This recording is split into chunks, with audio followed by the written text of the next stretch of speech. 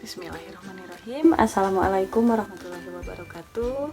Halo, perkenalkan saya Yulianti Permatasari dari kelas A221 Manajemen dengan NPM saya 101211674. Kali ini saya akan membahas tentang riset pemasaran untuk penugasan dari evaluasi tengah semester.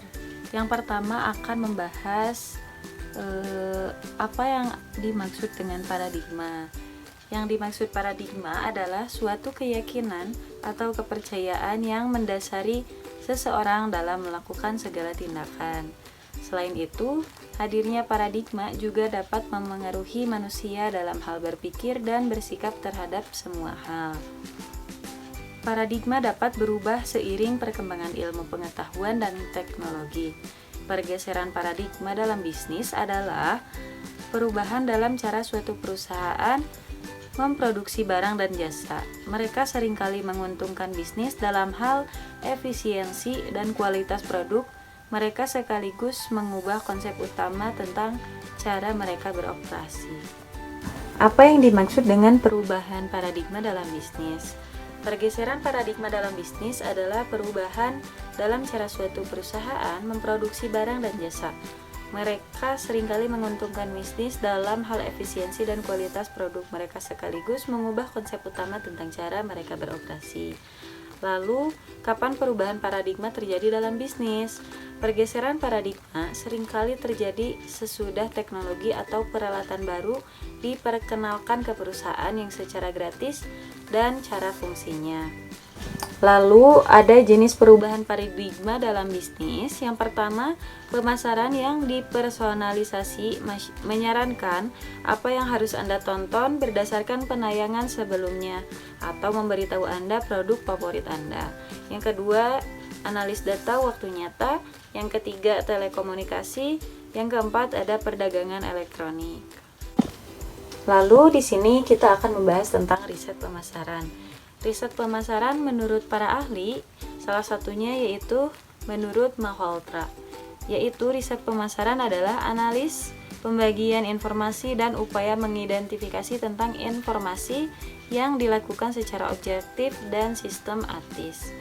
Di mana riset pasar dilakukan untuk pengambilan keputusan yang ada kegiatannya dengan permasalahan dan kesempatan di dunia bisnis.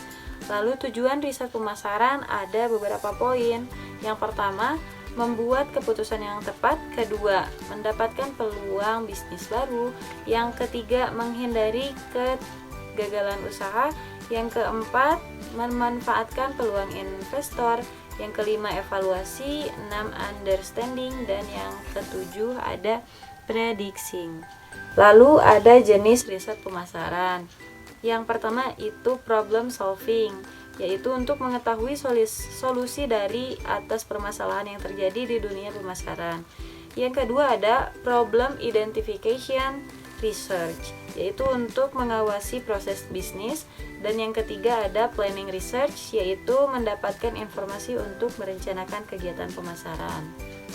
Lalu di sini ada proses riset pasar, yaitu ada 6 poin. Yang pertama, kita cari definisi masalahnya. Yang kedua, melakukan pendekatan masalah. Yang ketiga, merancang riset.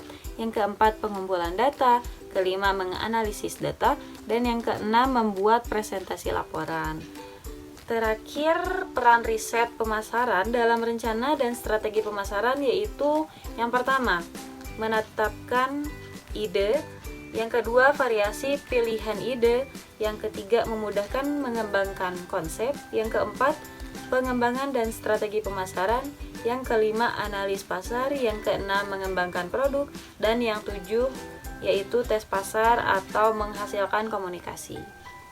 Setiap teori pemasaran memiliki aplikasi yang berbeda tergantung pada situasi industri dan tujuan perusahaan.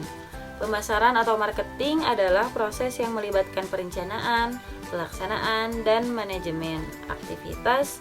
Tujuannya untuk memenuhi kebutuhan dan keinginan pelanggan. Ada beberapa poin penting terkait dengan definisi pemasaran. Yang pertama itu pemahaman dan keinginan. Yang kedua ada nilai dan kepuasan pelanggan. Yang ketiga ada segmen pasar dan target market.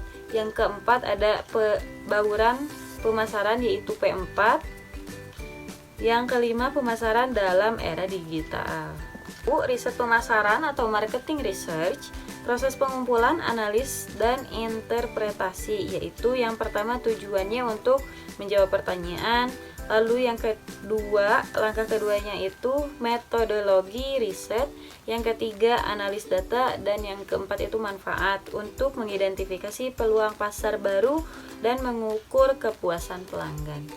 Sekian materi yang saya sampaikan. Mohon maaf bila ada kekurangan dalam penyampaian kata ataupun materi. Terima kasih. Saya tutup dengan wassalamualaikum warahmatullahi wabarakatuh.